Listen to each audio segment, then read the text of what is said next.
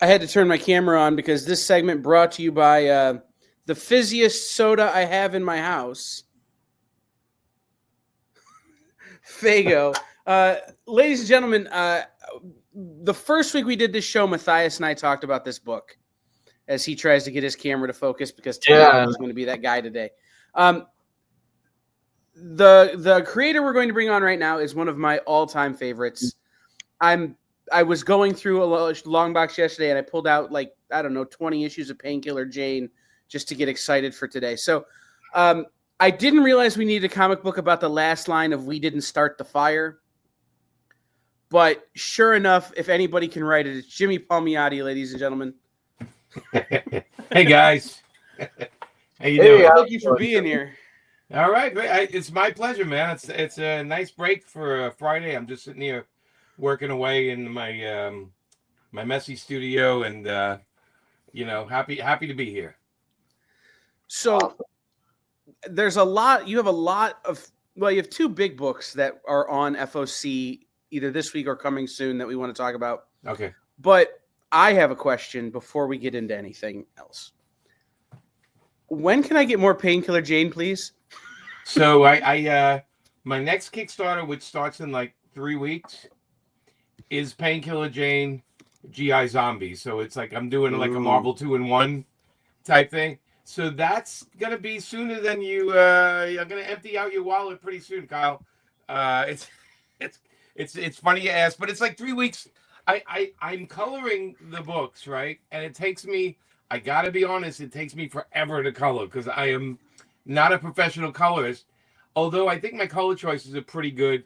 But I'm doing it on my iPad and trying to like I'm a bit of a control freak. If I can pencil, ink, draw, color it, letter it, I would. But I don't have all those talents, but I have some of them. So this one is one I've been working on with Juan Santa Cruz for like I'd say the past year. I'm like almost done. I don't like to do a Kickstarter until I'm done with the actual books, and I'm almost done with the books, and I'm still waiting on one more cover. But when you see the cover for the first, it's 2 issues. So the Kickstarter is issue 1 and 2. It's a full story. Much better, Mathias. You're still a little. There you go. So when you see the was cover, everyone watching me do that? What's that? No, you were backstage. Okay. Oh, no, you came. You like faded in like a magic being, and then you focused. Anyway, so that starts in a few weeks, but until then, we're here to talk about some craziness of mine and Dave Johnson's, I guess. It's true though, because like, we put together this little, so everybody knows you from Harley Quinn, right? And I already talked about Painkiller Jane. I did not know that this was coming until Mathias sent me the cover. Oh, okay, yeah. Mathias has the Todd McFarlane one. That's one of the chase codes. Yeah, I'm on it. I'm writing right now. I'm writing issue 12 of that. Right. So how Todd McFarlane likes to do it, Deadly Tales. He told me, he says, "Look, we're going to start this like a year early. You just keep writing. Patrick will keep drawing, and so when it comes out, we'll never have a late issue." So we've been working on it for over a year. And so much that, the first issue, I had to give Todd the bad news. I said, "Look, I need like 38 pages to tell this story." And, Todd does what Todd does. His comics is still $2.99, which is like crazy. And he does what the big companies can't do. And he added like another 18 or something pages, and he only added on $1 for the first issue. But number 2 is right back to $2.99. Yeah, that just came out this past week. I think number 2 came out, and it's funny when you work on it for a while and then they start coming out real quick. Yeah, in fact, number 3, if anybody wants to reach out to their store to make sure they're going to get it, it just finalized orders last week on January 27th, and it releases February 19th. So make sure you reach out to your local comic shop and tell them you need the Deadly Tales of Gunslinger. Well, you guys will get a kick out of this. So I ordered I ordered from my local comic shop 100 of number 1, right? Because I do cons and I bring them, and I like to have my own copies. to sell. And my comic shop sold out of number one. So they came back and said, hey, can you, lend us like 20 and we'll order it. And then it became 25. And then it's like, get out of my box already, you guys. But issue 2 came out and they said, we need some more number ones because some people didn't get number one, but they bought number 2 and they want number 1. And I'm just like, it's a good problem, but I'd rather everybody get the books, because we're in the business of publishing, where other people are in the business of collecting. We want to make sure we get as many people hooked, but I'm really happy with the reception I'm getting on this. It's a hardcore Western. It's mean, and it's crazy, but it's a lot of fun to be doing. Yeah, it is absolutely brilliant. And then I really quickly, before diving into it, want to point out that is the perfect example of why you always want to reach out to your local comic shop and let them know, so you're not trying to grab the issue afterwards, and unable to, and stealing from the creator himself's copies. Yeah. This is the problem I had. Like, I missed this on my FOC list for Right. issue 1, and then I see issue 2, and I'm going, well, I missed issue 1. So now I got to try and get my LCS to order issue 1s, which are not easy to come by at this point. And I may be jumping in on issue 2 and then trying to figure out what's going on by issue 3, which, again, not a bad problem to have, but is a problem for completionists. For someone like me, I want you to get the whole story, and I want to be able to. It's the thing that drives me crazy about comic stores once in a while is that they underorder sometimes the number ones, and my favorite store will always be the one I go in and I see number 2 or 3, and in the back of them they have a copy of issue 1, so I can go, oh, okay, 1, 2, and 3. And especially for it's a Spawn title, it's an ongoing Spawn title. So like Todd wrangled me for at least a couple of years on this, so I'm not going anywhere. And with the promise of if it does well, we're going to keep going. So it's ongoing. So those number ones are going to get a little tougher down the line because there's some stuff that happens later in the book that people are going to want to pick up. And, my job is to get people excited for it and wanting the next issue really badly. That's my job, right? Give you a cliffhanger that you like screaming, like, why isn't this out in a week or two? That's also my favorite job. But I really am proud with the book. Patrick Reynolds kicked ass, and the covers have been beautiful. And this cover is a little tough to find. My comic store sold out of this one right away. It's the Mark Spears, hottest cover artist going right now. Yeah, my store ordered a ton of them. They still have a couple of the regular cover, but that one flew out really quick. They had to limit what people would, because people were buying them like a stack of them, and the store is like, keep it down to 2 because we have to make sure everybody gets them, that kind of thing. Again, good problems. I'm hoping people really get into this book because it's the first ongoing I've done in a while, probably since Harley. It's the first ongoing I've taken on. I've been offered a lot, but I never take on work I feel isn't right for me. So I do turn down stuff that's just not, it just doesn't sound right for me. Or I can't find an angle to it I have any interest in. So I'd rather not do it. I'd rather somebody that really loves a character to do it than me kind of just be filler for somebody's comic box. If that makes any sense. That is probably why you're such a great writer on everything you work on. So let's dive a little bit in before we talk about your other new series on FOC. Deadly Tales of Gunslinger starts out with the origin of the Gunslinger Spawn. And as it's ongoing, which is actually, I hate to say, news to me, is this going to stay perpetually in the 1800s, or are we going to get modern Spawn stories? So as long as we have Todd McFarlane doing the modern stories, I'm not going anywhere near it. This is going to stay in the past, and it's right after the Civil War. So much so, when I took on the book, I wrote a 24-page Bible for it, basically about who he is, where he came from, his parents and his grandparents. So I have that history thing. And if you read the first issue, there's a 2-page thing with some flashbacks, and it's all pre-worked out story that later on in the book you're going to start to see how it comes together. And the first issue I took some what Todd did in the regular book. He did this like little piece of an quick origin, and I blew it up into 30-something pages. And that's what this first issue is. Again, there's mystery around it. There's mystery around the character. And this is Gunslinger at his weakest. This is him first becoming a gunslinger and not having all the powers that he has in the Todd book, because that happens later on in his life. So this is set in the past. There's a set of supporting characters that become part of the book, and a couple of new characters in the Spawn universe. And again, Todd told me, he says, I want this grounded, man. I want you to write this like it really happened, like you're almost documenting this, what's happening to him. So it's not as surreal or fantastic as, let's say, Todd's book. It's more real Western, but it does have its crazy moments where we start to see the other parts of the Spawn universe that happened in the past. So hopefully it's everything everybody wanted with the character. We'll find out. Well, So- and this is also hardly your first rodeo when it comes to Westerns. You have a long history of writing some incredible Westerns. Is that when you look at this from a writing perspective at your core, is this a Spawn book or a Western for you?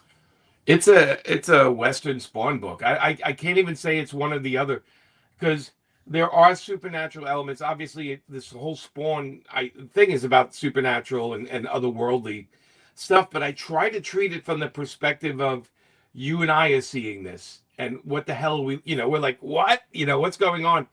And this character is so grounded. The minute in the origin in the first issue when he becomes the gunslinger, that he makes it that he's told, once you're seeing through those eyes, the world looks different to you from now on.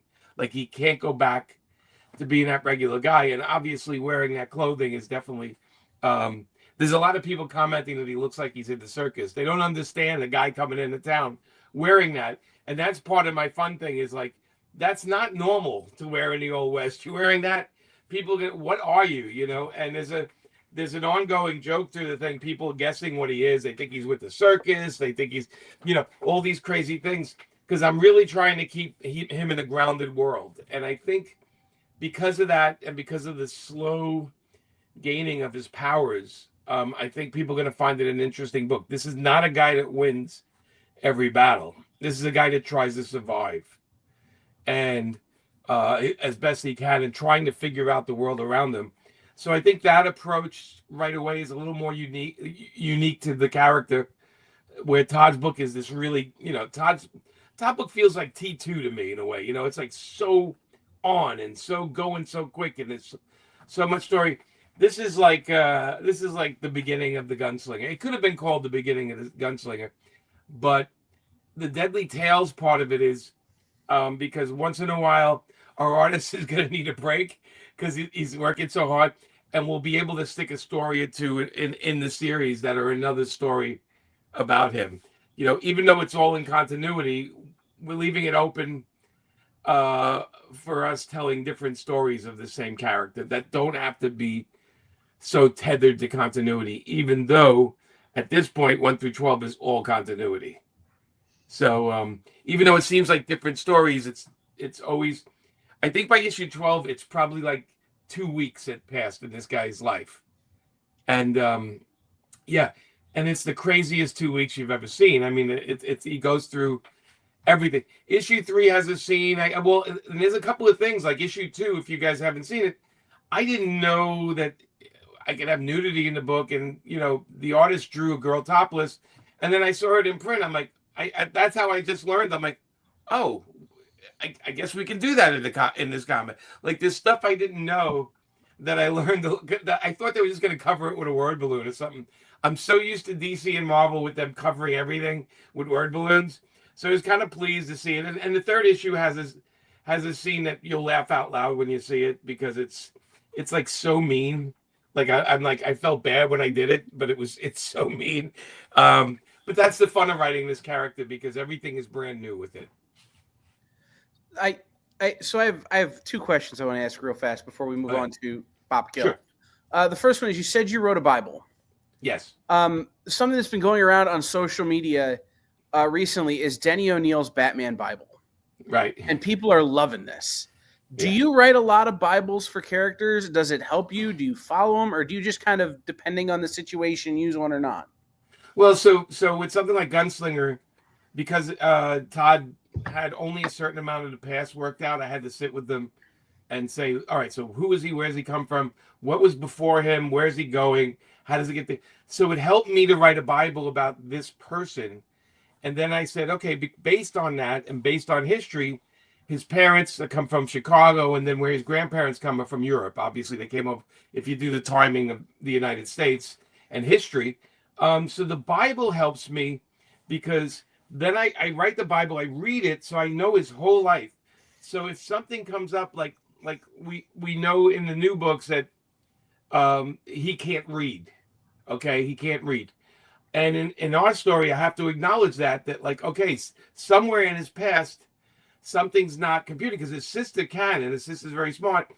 And it's just a matter of dyslexia and, how it was treated back then. People just said, I can't read, you know, and they didn't understand why. Like we of course deciphered it and we figured it out.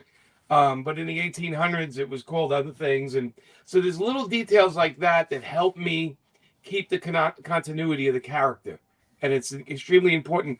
But I don't do it for other things. Like with Harley, all I knew is when we took it on, I talked to Bruce Timm and Paul Dini, and they said she's born in Brooklyn, Canarsie, Brooklyn. She has a mom, she has brothers and sisters, a dad. This is what her dad does. And that's pretty much it until we see Harley in the animated show where she's the doctor at Arkham and she comes in. So between that and then we take her on, and the first thing I do, of course, is get her out of Gotham because I said, let me bring her back to where she grew up, which was Brooklyn. But I decided rather than Canarsie, which I'd have to explain to a million people what Canarsie is, we put her in Coney Island because it makes complete sense. She would be somewhere where there's a circus and there's an amusement park and the whole thing. So that happens with Jane. Of course, when I create a character, I write a Bible for it. So I know where everybody is and who everybody is. And also if somebody else writing it, I can give them the Bible so they can reference it and they don't write the character off. Because nothing comic people hate more than when somebody comes onto a new character and changes everything. Like, let's say Power Girl, where, we establish everything. And then now the new series, they just change her name. They change her cat. I think a lot of people don't understand how comic book people are such continuity freaks. We live and die for that, man. We want our characters to stay true to who they are and how they were established. So I don't do it all the time, but for a book like this, I felt it was needed. So the other question I have for you, and then I'm going to let Mathias take over and we'll talk about Pop Kill, is okay. Todd McFarlane, Joe Quesada. Okay. Compare and contrast for me. Like, I love everything both dudes have ever done. No, like, what's it like working with those guys? Like, because they're both such larger than life characters in our business and in our industry, and have created such iconic characters. So and you've been with them so much. Joe is a close friend. I look at him as he and I are the same. I look at him like he did what I did. I did what he did. He's a great artist. And So let me explain Todd first. Then, so Todd for me is the guy that went and did his own comic, bought a bunch of baseballs, created a hit comic, created a hit universe, made toys better than anybody else. I mean, he is like, he's like this bigger than life figure for me. Also a guy I know, and when I see him, we talk and have a good time. But he feels like a boss to me. Like he's when I talk to him, I'm working for him, and he's the boss. And when he gives me a note, I listen. I sit there and he's also, he's off doing a million things. He's a very famous person to me in my life. Tom McFarlane's one of the most famous. I mean, after Stan Lee, I think to me he's one of the biggest creators in the industry. The other Image guys, Savage Dragon, he stuck with his book. But Jim went over to DC and, a lot of the guys did other things. Todd stuck with his universe and made it bigger and got talented people to work on it. He created an empire, had a film, has the toys, has the chops, sits at cons, talks to everybody. He's like to me, he's like a Stan Lee figure, right? I consider myself happy to be his friend and lucky. But when we go to Joe and I worked at the same time. We grew up together, working together. And so I look at him as like he's my buddy that does the same thing I do, you know. Um, we have so much history. Oh my God, it's between Marvel Knights and Event Comics and Ash and Painkiller Jane. He's a buddy. I talk to him every couple of days. Right now I have to be careful. He's overseas, so I can't call him because I'm going to wake him up. But he and I still talk. We still share Painkiller Jane and Ash together, and he's an amazing artist. I mean, if anything I got to say about Joe, I wish he would draw more. I think we can all agree on that one. He made a great editor-in-chief, but I'm a person that would have rather had 50 more books from him. Editor-in-chief to me, I get it when an artist or somebody becomes editor-in-chief, and it's great. But when you draw like that, I mean, at the end of the day, I look at guys, the artists I love, all I want is more from them. I want more books. And I think everything in between. I remember a real quick aside, like Darwin Cook is a really close friend of mine. And when he was doing all the Parker novels, I kept telling him, I can't wait till you're done with this. And because he had all these ideas and he kept doing them. And I kept telling him, you didn't create this. Why? Stop doing this. Like, you got all these creations you want to do, and you keep spending more time on somebody else's thing. And unfortunately, we lost him. He passed away from lung cancer. But I remember all the ideas he had, all these great book ideas. He never got to do them. So I have a greedy part of me that wants the artist guys to draw. And I want Todd to draw more too. If I be honest with you, I want a monthly Todd book again. But that's me, and I'm a comic art collector. So, that's the comic art collector talking. I think we can all agree on that stuff. So thank you so much. Mathias, Ned. Yeah. No, on that note, actually, before we dive into Pop Kill, you do have a really cool Quesada piece coming out. They are reprinting your Exo Man Award #0. Yeah. Is that exciting to see that back in print with the new coloring? I like to think it's kind of cool that people never saw it, might pick it up. I'm not convinced anybody has not seen that book. I mean, they printed 2.2 million of them, and I tell Amanda all the time. I said, anybody that has a book of this that's not signed by now has got to be worth money, because I think I signed 2 million of them. That said, I found out online they were doing that. I read about it, and then the person got in touch with me and said, "Hey, yeah, no, we're reprinting it." I'm like, "Oh, okay, make sure I get a couple." But I think that's sometimes I see that, and I'm always thinking if that opens up a new audience to people maybe checking out the books or checking out our work. I mean, that was a long time ago, that Exo Zero. That's like Mathias. I don't know how old you are, but it might have been like when you were like 12 that came out. Not entirely far off, actually. Yeah. So, I look at stuff like that, and a lot of times I look at it like, oh, I want to fix that arm on that, or I want to go in and tweak that like ridiculousness, right? I want to go in and fix it. But I think, there's a whole section in the stores now of facsimile editions. I mean, it's like a big thing. It's a great way for comic fans to get the books that are really expensive cheap and read them. But I never thought it'd be that big. Like, they have a whole section that's all facsimile. So I think that's kind of like it's kind of cool that it's happening. And I'm glad the XO is out there. Hopefully people order it and give it a shot.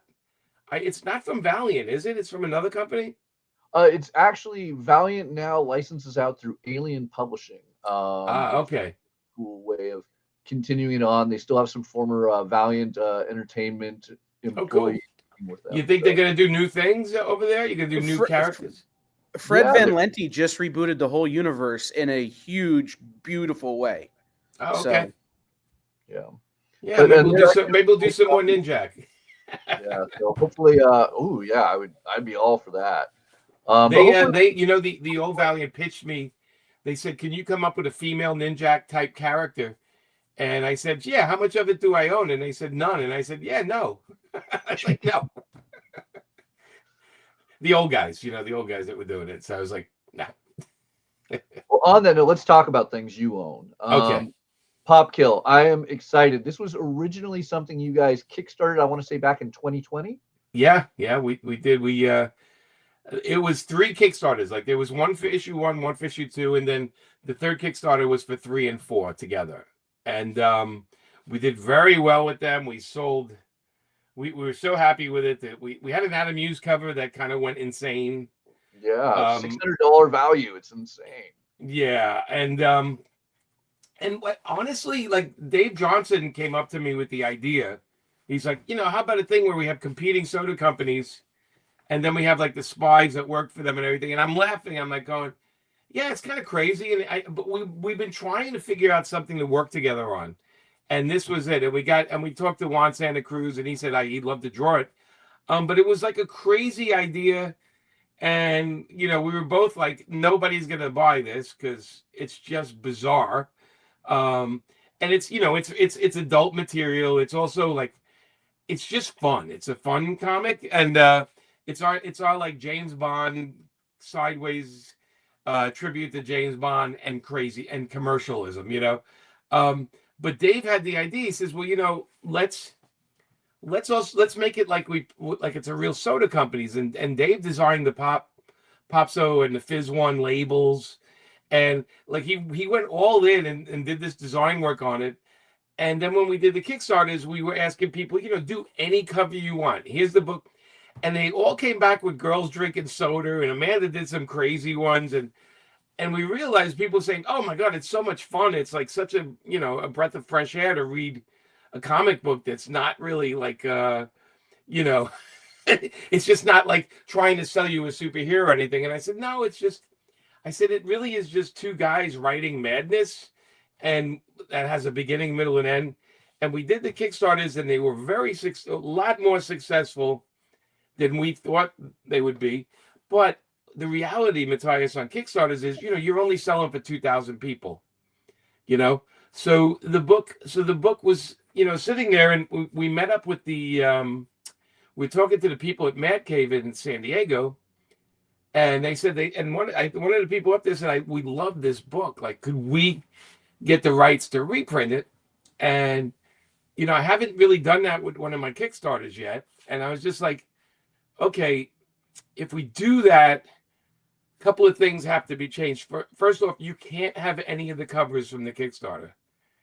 And, you know, that was like a big one, right? Because it was like, oh, well, you know, we were hoping to get this and that. And I said, no. And so we both agreed that it does have a pug in it. So there you go. Now we just emptied your wallet out. But anyway, so we just got new artists to do the covers. Like, we just said, all right, let's just get new covers. And yeah, that one is crazy. I mean, thank God that blue bar is there, because it is cold in that girl's room. That's all I got to say when you see it. You know, sodas are meant to be cold. Yes, that's right. This one is Brian Stelfreeze. We said, do whatever you want. This one comes in a black bag. So when you guys get it, it's actually in a black plastic bag. And I think it's a limited variant or something. I know these are all crazy covers, but that one is definitely not for the kids, you know. And it's Brian doing what he does best. And again, kudos to you know, the design, and it has, this universe has a sense of itself. And this is just 2 artists, 2 writers kind of having some fun. And I'm so excited. People are going to be able to walk in a comic shop now and get the books, because I just feel like it's a little bit of fresh air. There's Dan Panosian, of course, going super, super realistic with that. Yeah, what a cover. Somebody today told me they said, I just ordered the Dan Panosian one. I'm like, yeah. I said, you know, the great news is whenever I'm doing a signing, usually Dan and Dave and those guys are there, and Brian. So it's kind of fun. But that's just beautiful. I mean, the guy, he's an amazing artist, and I watch him do coloring live. I sit with him, and I'm just trying to learn everything I can on him, because look at the light reflections on the lips, the bottle itself, you know, the guy's getting better and better. It's crazy that he has decades in this industry, and I feel we're at a golden age of Dan Panosian right now. This last 2 years for him have been a whole other level. he's always drawn, right? So he's always inked and he's always penciled stuff. But it definitely is like I've seen in a year, he was drawing every day because we talk all the time. And his artwork, he just kept trying to push for what he wanted to see more and more. And his Photoshop skills have always been amazing. But what he's doing now, he learned the textures and everything. It's just so much fun to watch him grow. And I don't think he's done yet. Like I really think another year from now we're gonna see a whole nother monster come out of him.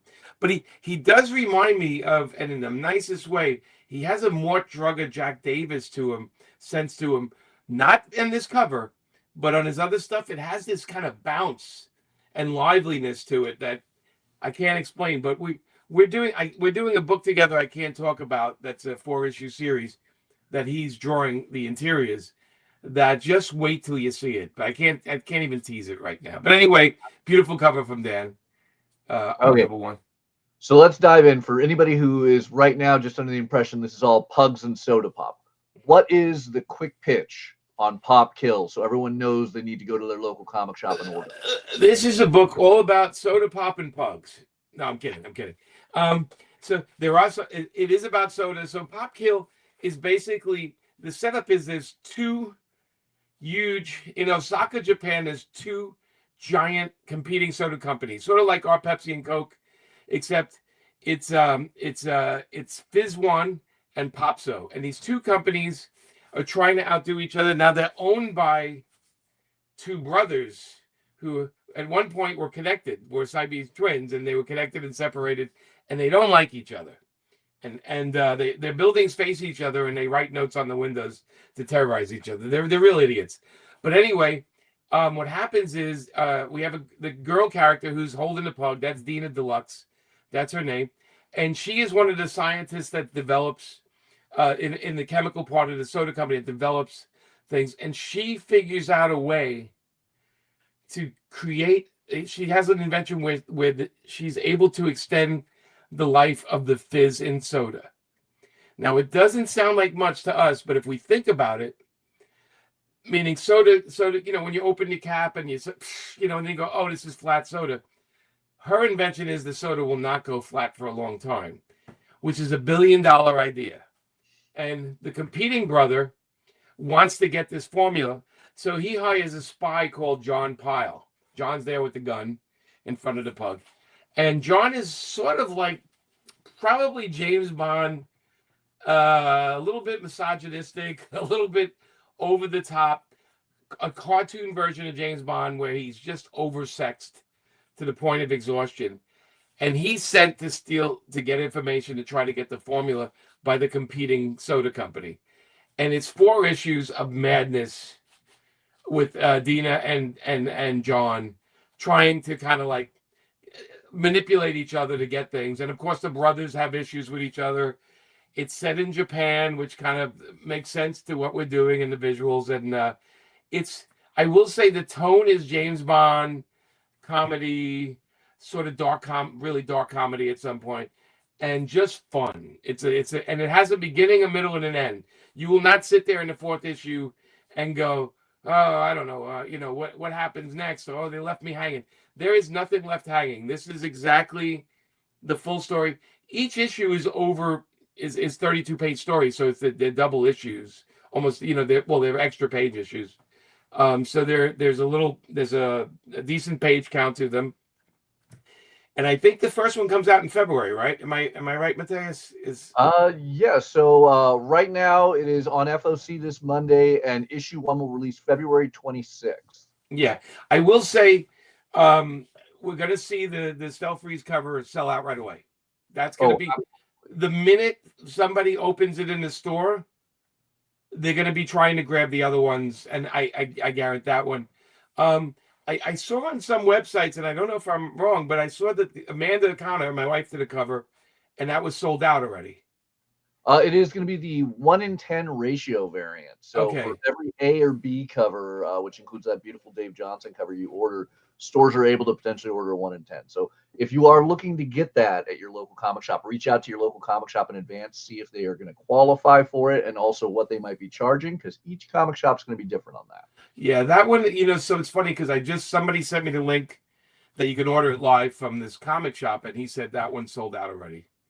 So I don't know how that works. I don't know how you sell it, but I guess he ordered a certain amount, and that's all he had for that amount, I guess. But and it's funny. I will say, I've seen the covers for 2 and 3. They're insane. Especially issue 3. I can come back when issue 3 is ready to be ordered. We can talk about the one cover we're going to see that is by one of the most popular artists in the business. But I will say the inside of this book is gorgeous. Juan Santa Cruz just draws the hell out of it. It's beautifully colored. We have Brian Reber and Sean Keynote coloring the books. The production-wise on this, everything's beautiful. Mathias, did you get to see the inside of the book? Oh, absolutely. I love it. I mean, just everything from the ridiculous devices our spy is using to, hack into the opposing pipelines, Yeah. to just every James Bond quality gal in the laughter panel. It is amazing. John does have a quite an entrance when we see, and I will say, so we can give away a little bit of that. I'm going to give away a little bit because I have a funny quick story that for your viewers only. There's a scene where somebody's sent to get John Pyle, and he lives up to the name Pyle, although it's spelled different, because they open the door and there's a pile of women on a bed, and she's looking for him, and he's underneath it. Right? He's underneath the pile of women, and he comes out. It's the most misogynistic, stupid, over-the-top entrance ever. But I will say, when John Singleton, who's a buddy of mine, he's no longer with us, the movie director, was doing Shaft, I suggested that as the opening scene in Shaft, and in the movie, and he couldn't get it greenlit. Like, he loved the idea, but they wouldn't do it. And so I said, you know what? We're going to use that in this comic, because I said I had it with John. John laughed his ass off. He's like, "Oh my God, that's a great opening." I said, "Yeah," and we never used it, so I worked it. Nothing dies. No idea dies in this house. I kind of use it somewhere else, and that's where that scene is from. And yeah, we do have Mark Chiarello did a cover for issue 2, and Dave Johnson, and it's look, I think this book delivers on a lot of levels. I think story-wise, it's a lot of fun. I think cover-wise, it's beautiful. I think the interiors are gorgeous. It has extra pages, and I can't wait to see what Man Cave does with the books. I like that their logo's small and in the corner, so it's not taking up too much art. I'm one of those guys that likes the art on the cover. I just want, and I like my names on the top of the cover. That's kind of cool. I don't know. But there's a lot to like. I'm just hoping people give it a shot. It's tough to do a new book in this business.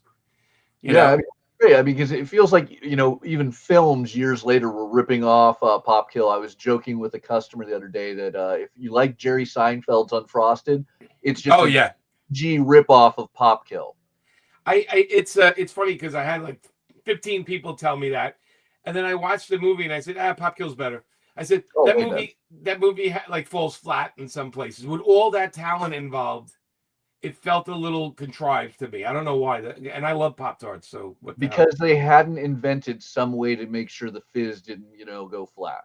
That's it. Or the if they figured out a way to make the jam and the Pop-Tart healthy, that would have been their big key. I love Pop-Tarts, so I can't pick on Pop-Tarts. But I know that they're not the healthiest things in the world for you, I will say. I think that's literally the cause of my diabetes right there. There you go. All right.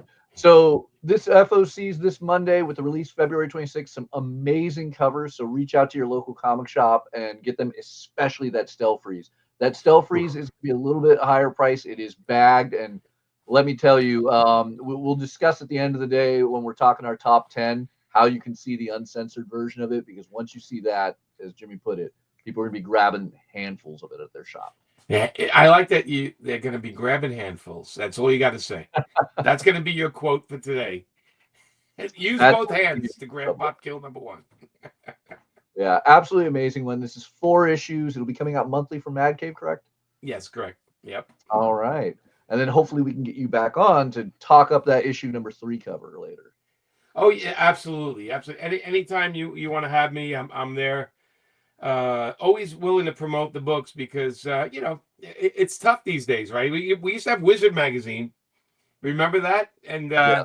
but there's nothing in print, and the most you can do is put an ad. But there's so many little independents. There's so many, Mad Cave, right? The company. Imagine being Mad Cave trying to do publicity. It's so hard. And my office is in a comic shop in Clearwater, Florida. It's called Emerald City Comics. And I look at the racks and I watch them order. There's so much stuff that people don't see.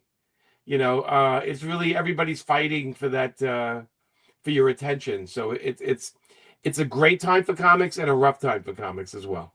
Absolutely. I mean, on that note of Mad Cave, something I have to point out, if you're one of the retailers watching who is ordering this week officially, you are going to have to place your order for Mad Cave Comics through Lunar Distribution. Diamond is no longer carrying Mad Cave Comics, unfortunately.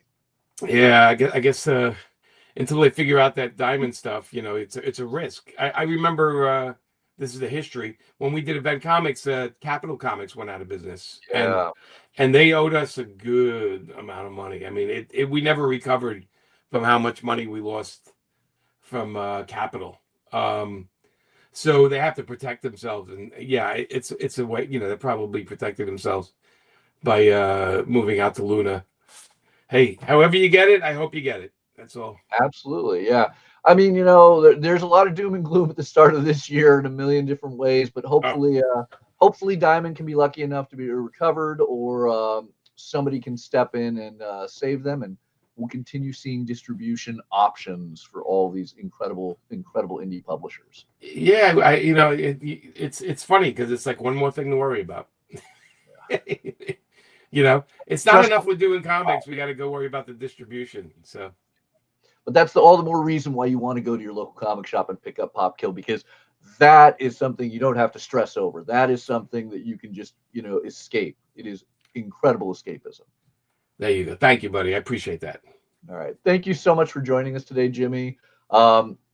Again, reach out to your local comic shop to get these orders in on the Deadly Tales of Gunslinger and Pop Kill. And for Yeah. anyone who wants to know more about Jimmy, where can we find you on social media as well as your website? So it's my name. It's my name on Twitter. It's Jimmy Palmiotti. So there's only one of me. Thank God. And same thing with Blue Sky and Instagram. And then I have a website called paperfilms.com. And if you go on that, a little pop-up happens and you subscribe. We said like maybe 2 emails a month telling you what Amanda and I have been up to, where we're going to be at, what shows we're doing. And we're always showing original artwork and, pushing stuff on it. We don't terrorize your mailbox, like I said. We only do it twice a month because I'm wonderfully lazy that way. But that's where you can reach me. Social media, gets tougher and tougher these days because it's more political and less comic art. I am a little political guy, so I try to mix them both together, um, and open up some conversations without being attacking people. But that's a whole balancing act in itself these days. Very So much. we stick to the comics. This is Pop Killers escapism at its best. There's no politics in here, just the politics of that crazy Osaka, Japan. Uh, Really is a very well question. researched. Are you a Pepso or are you a Fizz One buyer? Well, so I am the guy that wants to invest in the soda company that Dina and John may create one day. That's where I'm at. Those two Oh, guys are crazy. Yeah, for the sequel, maybe. Yeah, who knows? Who knows? But I will say this book has a definite end. If we do a sequel, it's going to be even crazier. That's all I have to say. I like to one up everything, so I'm a firm believer. If you're going to do part 2 of something, you better go a little crazier. You know, but this delivers. I'm really proud of this book, and I hope everybody checks it out. awesome. Thank you so much, Jimmy. All right, buddy. You take care.